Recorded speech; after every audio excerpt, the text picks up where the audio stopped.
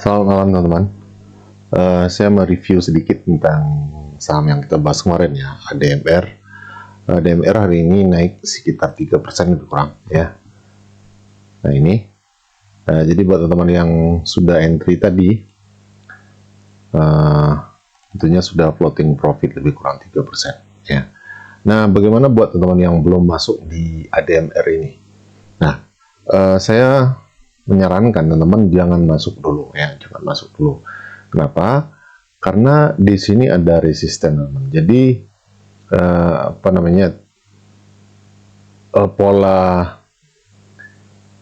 cup and handle ini sebenarnya belum sempurna ya. Kenapa belum sempurna ya? Idealnya item masuk itu setelah dia breakout teman ya, sudah breakout di resisten ini, kemudian dia retrace, kemudian kita masuk di situ. Jadi untuk stop lossnya kita bisa di bawah sedikit dari resisten ini ya, resisten become support. Jadi buat teman-teman yang belum masuk, sebaiknya teman-teman tunggu dulu ya, dia breakout dengan volume yang cukup tinggi misalnya ya. Tadi saya lihat volumenya tidak terlalu tinggi juga ya, karena memang pasar secara keseluruhan belum terlalu ramai ya, belum terlalu ramai. Jadi menurut saya sebaiknya teman-teman tunggu dulu. Oke, di sini ada sekitar 3% lagi ya, 3% lagi menuju resisten. Jadi setelah dia break nanti, kemudian dia retrace lagi, teman-teman masuk di situ ya. Jadi stop lossnya bisa teman taruh di bawah resisten become support. Jadi saran saya seperti itu.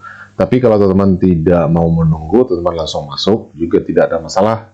Selagi teman-teman tahu risikonya ya. Apa risikonya? Dia akan turun lagi, tidak berhasil menembus area resisten ini ya. Nah, buat teman-teman yang sudah masuk tadi, tentunya lebih aman. Kenapa lebih aman? Teman-teman bisa naikkan stop lossnya. Kalau teman-teman tidak mau rugi ya, teman-teman naikkan stop lossnya ke harga beli tadi ya, itu di 1470 ya. Tapi kalau teman-teman mau ngambil risiko, tidak ada masalah, stop lossnya tidak usah diganti-ganti di 1410 atau lebih kurang 4%. Jadi seperti itu ya. Nah, peluangnya memang bagus teman-teman ya. Kalau teman-teman mengikuti atau mengamati pola cup and handle ini, itu kenaikannya itu biasanya cukup besar teman-teman. Dia bisa ya minimal yang ideal itu ya, lembahnya itu minimal 12% ya, minimal 12%. Nah ini bagus sekali. Kenapa bagus? Karena ini sampai 50% kalau nggak salah ya. Jadi potensinya itu bisa 50% juga, malah ini 112% ya, 112% lembahnya ya. Ini sudah saya gandakan atau saya kopas. Jadi ini salah sebentar,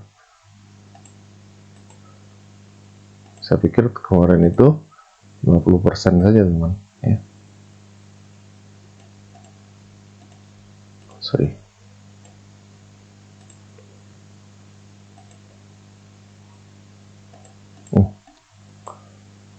kenapa beda ya, padahal dia sudah di copy. Sebenarnya ini lembahnya sampai 100% malah teman ya. Jadi potensinya itu sedalam lembah ini naiknya teman ya. Potensi naik itu sedalam lembah yang dibikin oleh ADMR ini. Jadi bisa 100% ya. Itu potensinya, belum tentu juga ya, belum tentu juga.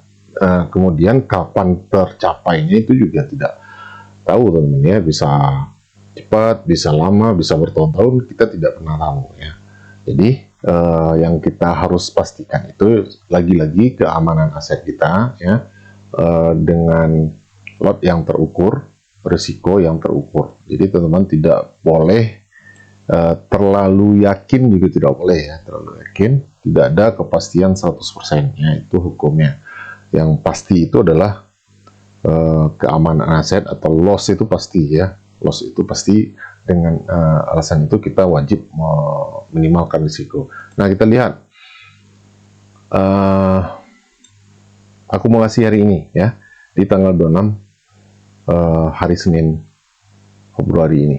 ZP masuk 11 miliar ya, kemudian PD 4,7 miliar, CC 3,6 miliar ya. Sementara yang jualan YP, YU, RX dia jualan 3 miliar ya. Kemarin kita lihat RX ini yang masuk sekitar 7 miliar ya, kemudian dia sudah jualan hari ini 3,3 miliar pas ya. Jadi sisa barangnya tentu saja sekitar 4 miliar ya. RX, oh hari ini RX tidak ada masuk, jadi dia jualan barangnya yang tanggal 22 kemarin berarti. Kita lihat dari tanggal 22. Nah ini RX 4,1 miliar, kemudian BK 5 miliar, ZP 6,2 miliar. Jadi ZP ini hari ini dia masuk 11 miliar. Kita tahu ZP ini juga biasanya market maker yang cukup kuat ya. Semoga saja ZP ini konsisten untuk entry atau untuk akumulasi di saham ADMR ini ya. Tapi lagi-lagi ya, saya ingatkan ini dekat dengan resisten ya, dekat dengan resisten. Jadi teman-teman tetap gunakan stop loss ya. Siapa tahu dia tidak kuat menembus resisten, kemudian dia turun lagi. Jadi seperti itu. Jadi di saham itu kita memang harus berpikir seperti pedagang, teman-teman ya. Kita tahu area harga mahal itu di mana ya, area supply itu di mana, kemudian harga murahnya itu di mana. Kira-kira kita mau jualan di mana, orang-orang itu pada jualan di mana, kira-kira kita harus tahu ya. Kita wajib tahu, kita tidak bisa membiarkan misalkan ya, kita punya plan seperti ini, ternyata di harga tertentu itu banyak yang jualan. Biasanya ketika dia sampai di area resisten banyak yang jualan, teman-teman tidak tahu itu. Nah akhirnya teman tergerus lagi profitnya, akhirnya loss. Jadi wajib teman-teman pantau juga ya, wajib teman-teman pantau dan pahami juga minimal dasar-dasar dari price action ya. Jadi seperti itu. Oke, demikian saja, semoga bermanfaat dan selamat malam.